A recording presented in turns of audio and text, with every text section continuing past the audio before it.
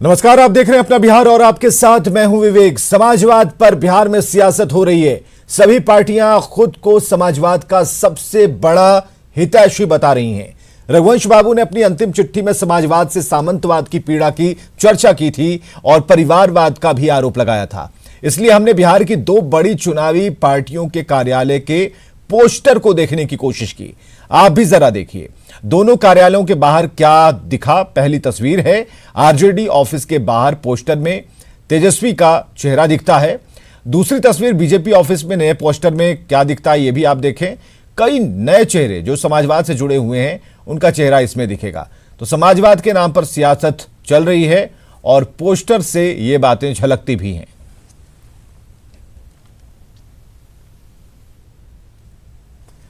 तो रघुवंश प्रसाद सिंह अब इस दुनिया में नहीं रहे, लेकिन जाते जाते आरजेडी पर कई ऐसे सवाल खड़े किए हैं जिनका जवाब देना पार्टी को मुश्किल हो रहा है।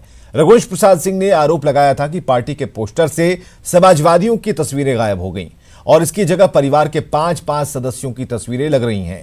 उनके इस आरोप की सच्चाई तब साफ दिखती है जब आरजेडी कार्यालय के बाहर एक बड़ा सा पोस्टर लगा हुआ है जिसमें तेजस्वी यादव उनके परिवार के सदस्यों की तस्वीरें लगी हैं। दिवंगत नेता रघुवंश सिंह अब इस दुनिया में नहीं रहे, लेकिन उन्होंने जाते जाते कई सवाल छोड़े हैं। एक सवाल उन्होंने ये छोड़ा था कि आज जो पार्टियां समाजवादी नेताओं की बात करती है, उनके पद चिन्हों पर चलने की बात करती है, लेकिन जब पोस्टर लगाने की बारी आती है तो वो तमाम समाजवादी चेहरे, बड़े बड़े चेहरे पोस्टर से गायब हो जाते हैं। इस वक्त आप तस्वीर देखिए, रघुवंश सिंह की कही बात और आरजेडी कार्यालय के बाहर लगा एक बड़ा सा पोस्टर जिसमें सिर्फ तेजस्वी यादव नजर आते हैं। राष्ट्रीय जनता दल के कार्यालय के ठीक बाहर ये पोस्टर रघुवंश सिंह के उस बात पे साफ साफ इशारा करता है जो उन्होंने बातें कही थी। ये उन तमाम पार्टियों के लिए एक बड़ा सवाल निशान लगाता है जो समाजवादी नेताओं के विचारधारा की बात तो करते हैं, लेकिन जब पोस्टर की बात आती है तो सिर्फ उन्हीं नेताओं की तस्वीर लगती है जो आज की राजनीति कर रहे हैं। तो आरजेडी कार्यालय के बाहर ये पोस्टर भी इसी की ओर इशारा कर रहा है। और बिल्कुल हम यही आपको दिखाने की कोशिश कर रहे हैं, एक और तस्वीर आपको दिखाने की कोशिश कर रहे हैं कि देखिए आरजेडी कार्यालय के ठीक बाहर एक और भी पोस्टर लगा हुआ है। कोई भावी उम्मीदवार है जिन्होंने पोस्टर लगाया है। इस पोस्टर में भी अगर आप गौर से देखिएगा तो आज की तारीख में आरजेडी के जो बड़े नेता हैं उनकी तस्वीर लगी गई है। इसमें रघुवंश सिंह की भी तस्वीर लगाई गई है, लेकिन कोई समाजवादी जो बड़े नेता हैं उनकी तस्वीर नहीं लगाई गई है। तो यही सवाल रघुवंश सिंह खड़ा करके चले गए हैं कि सिर्फ बातें करने से, बातें बनाने से काम नहीं चलेगा। अगर आप समाजवादी विचारधारा की बात करते हैं, समाजवादी नेताओं के पद चिन्हों पर चलने की बात करते हैं, तो पोस्टरों में उनको जगह देनी होगी। तभी हम आने वाले पीढ़ी को बता सकते हैं कि समाजवादी नेताओं ने कितना त्याग किया था, कैसे उनके आदर्शों पर चलकर हम आगे बढ़ सकते हैं। कैमरामैन सुबोध के साथ आनंद अमृतराज, न्यूज 18 नेटवर्क, पटना। तो आरजेडी पार्टी कार्यालय के बाहर सिर्फ तेजस्वी के पोस्टर पर जेडीयू ने सवाल खड़े किए। कहा कि तेजस्वी जब अपने पिता को पोस्टर से हटा सकते हैं तो उनसे किसी और के बारे में उम्मीद करना बेमानी है।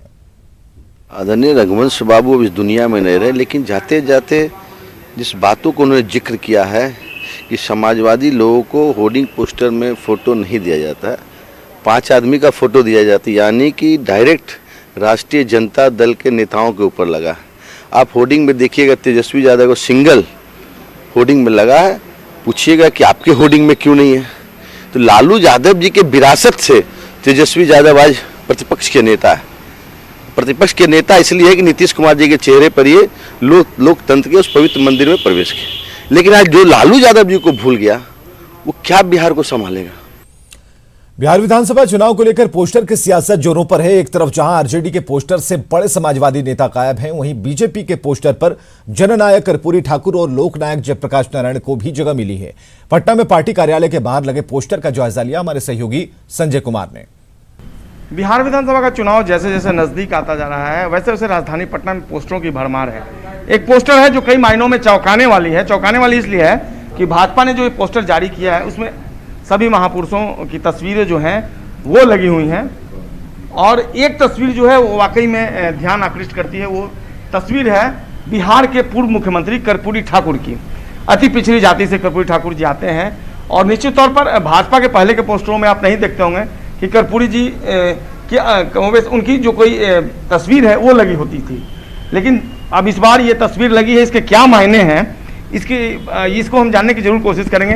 इस वक्त बीजेपी के प्रवक्ता हमारे साथ मौजूद हैं, उनसे हम जानने की कोशिश करते हैं। एक बात बताएंगे, पहले तो कर्पूरी जी की तस्वीर नहीं दिखती थी, लेकिन अब तस्वीर दिखने लगी ठीक सामने, ऐसा क्यों? नहीं, कर्पूरी जी की जयंती तो हम हर साल मनाते थे, लेकिन अभी तस्वीर भी है। लेकिन एक गौर करने की बात यह है कि एक तरफ राष्ट्रीय जनता दल और कर्पूरी जी के विचारों से अपनी यात्रा प्रारंभ करके आज वो कहाँ पहुँच गई है सभी ये देख रहे हैं।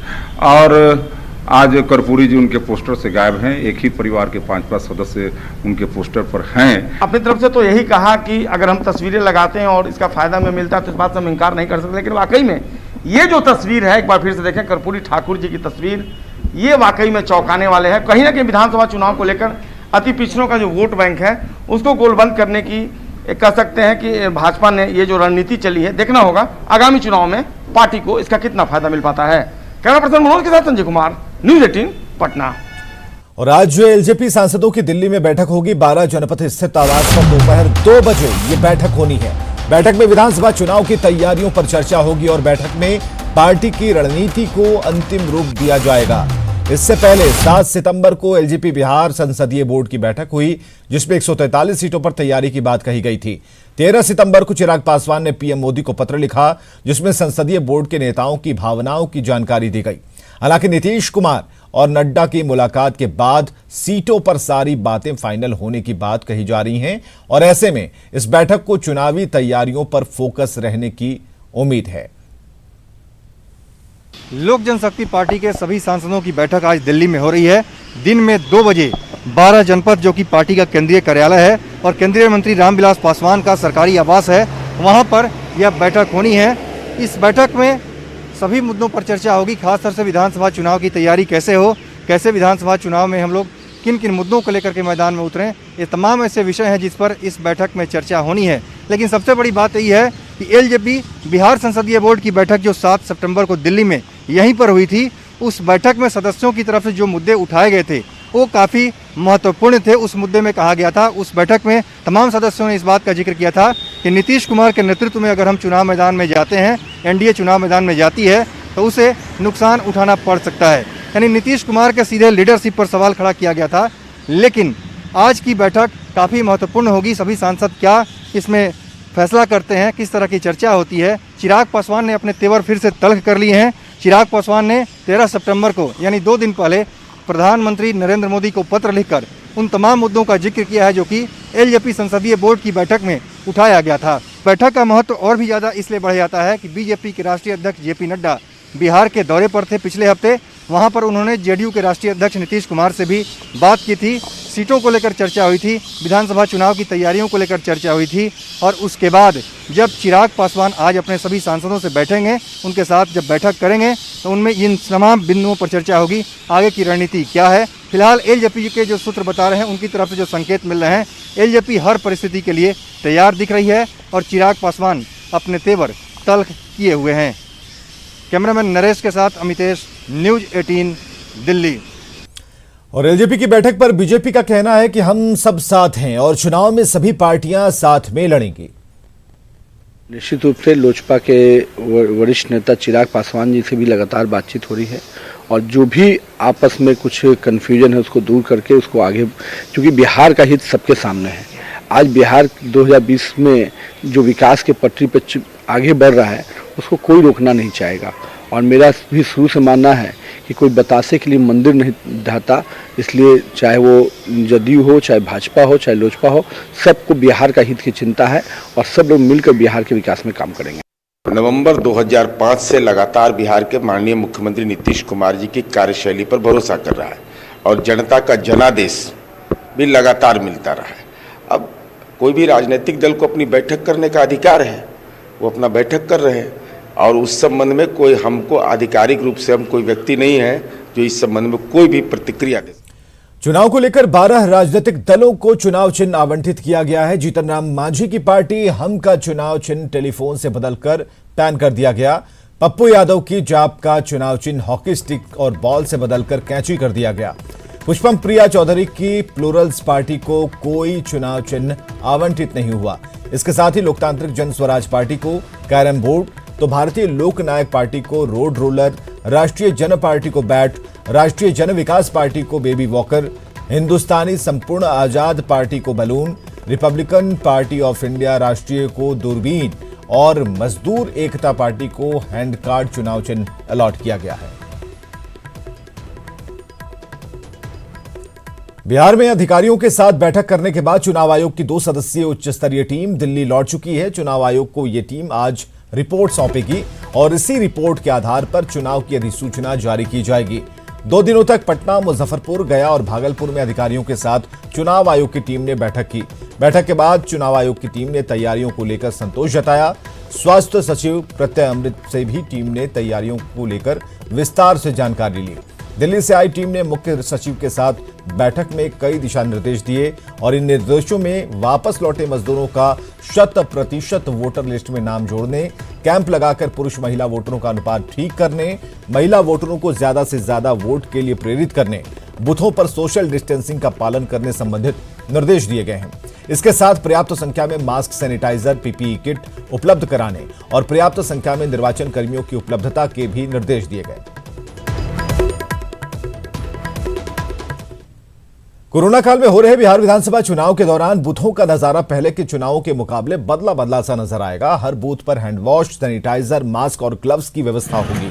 घर से मास्क नहीं पहनकर आने वाले मतदाता को जुर्माना से लेकर बूथ पर ही मास्क उपलब्ध कराया जाएगा, जबकि ग्लव्स हर एक मतदाता को मुफ्त में दी जाएगी। साथ ही सोशल डिस्टेंसिंग को लेकर भी बूथों पर विशेष ख्याल रखा जाएगा।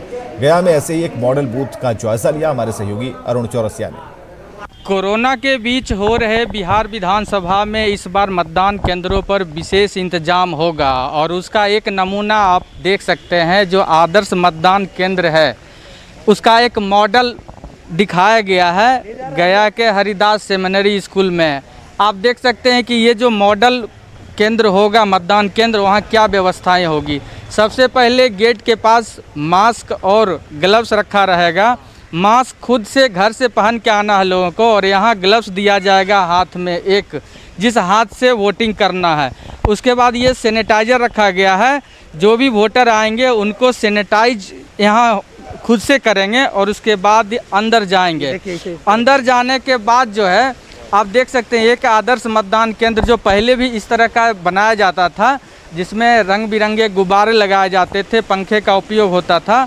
तो ये रहेगा इस बार भी जो आदर्श मतदान केंद्र है। और जो एक एक कर आप देख सकते हैं कि अगर लोगों की संख्या ज़्यादा होगी उनके लिए खड़ा होने के लिए गोलंबर बनाया गया है, यानी एक गोलंबर में एक ही लोग खड़ा होंगे। इसके आगे हम बढ़ते हैं तो आपको दिखाएंगे, यहाँ से आपको दूर दिख रहा होगा जो रूम है जहाँ पर वोटिंग होना है। हम वहाँ भी चलेंगे और दिखाएंगे कि कैसे वहाँ लोग पहुँचेंगे और किस रूप में वोटिंग होगी। तो हम वहाँ चलते हैं। इसके साथ ही देखिए कि यहाँ पर लगाया गया है बिहार विधानसभा निर्वाचन 2020 में ईवीएम और जो सामग्री का प्रयोग होना है उसको दिखाया गया है। जब हम रूम के अंदर प्रवेश करेंगे तो सबसे पहले जो है प्रथम मतदान पदाधिकारी, ये देखिए जो रूम है आदर्श मतदान केंद्र का एक बनाया गया है जहां अलग अलग पदाधिकारियों के लिए जगह है। ये प्रथम मतदान पदाधिकारी हैं जहां लोग अपना वोटर आई कार्ड लेकर आएंगे, यहां मिलान किया जाएगा और उसके बाद वो द्वितीय मतदान पदाधिकारी के पास जाएंगे जहां उनका नाम नोट किया जाएगा और उनके उंगली पर स्याही लगाई जाएगी। और उसके बाद वो तृतीय मतदान पदाधिकारी के पास आएंगे जहां से उनको मिलान किया जाएगा और फिर जो वोटिंग कंपार्टमेंट है वहां जाकर वो अपना वोट देंगे। तो ये जो है वो पूरी प्रक्रिया है हमने बताई है और यही प्रक्रिया जो है इस बार के चुनाव में प्रयोग किया जाएगा। सहयोगी विपिन के साथ अरुण चौरसिया, न्यूज़ 18 गया। और नालंदा के भागनबिघा थाना क्षेत्र में एलिट होटल के पास से एक युवक का शव बरामद किया गया है। पंचाने नदी से शव की बरामदगी के बाद युवक के शव को घसीटकर सड़क तक लाने की तस्वीरें कैमरे में कैद हुई हैं। शव को देखकर आशंका जताई जा रही है कि युवक की हत्या 3 दिन पहले हुई है। शव की शिनाख्त में पुलिस जुटी है ताकि मामले से पर्दा हटाया जा सके।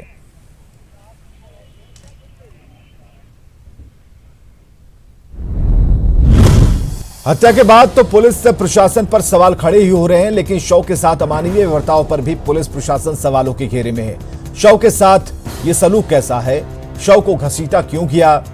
पुलिस के सामने शव का अपमान कैसे हो गया? और सिवान से अगली खबर महाराजगंज से यह खबर है, जहां एक नर्सिंग होम के बाहर खड़ी बाइक को चोर चुरा ले गए। बाइक चोरी की एक वारदात सीसीटीवी में कैद हो गई।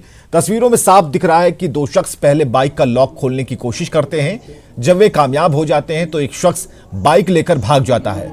फिलहाल पुलिस सीसीटीवी के आधार पर बाइक चोर की तलाश कर रही है।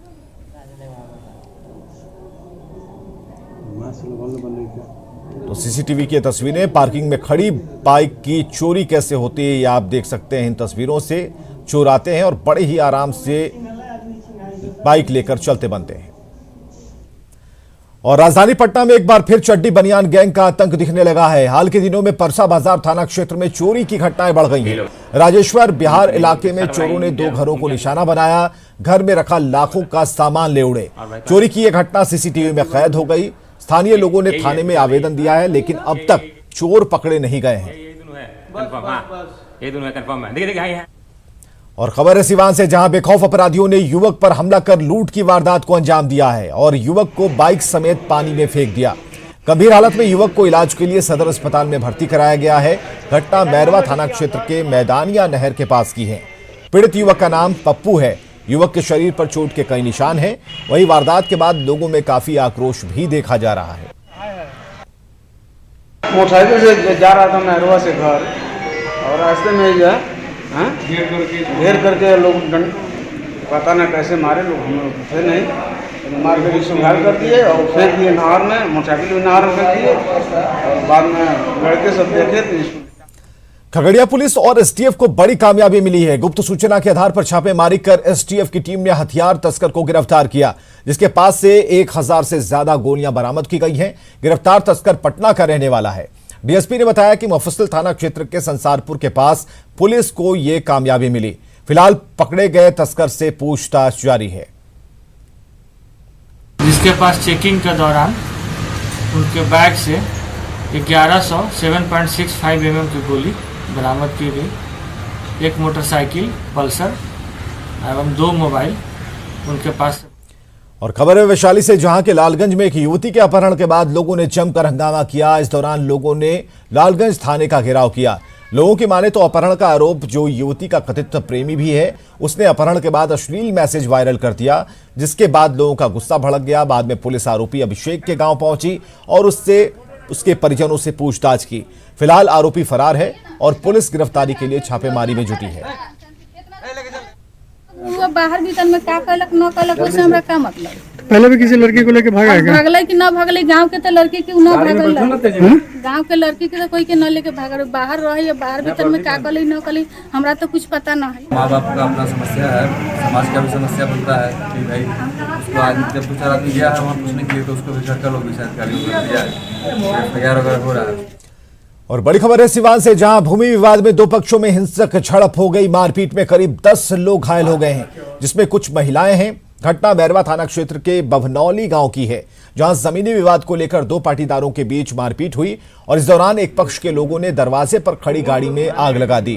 घटना के बाद गांव में तनाव का माहौल है। सभी घायलों को इलाज के लिए मैरवा रेफर किया गया है। फिलहाल पुलिस मामले की तफ्तीश में जुटी है।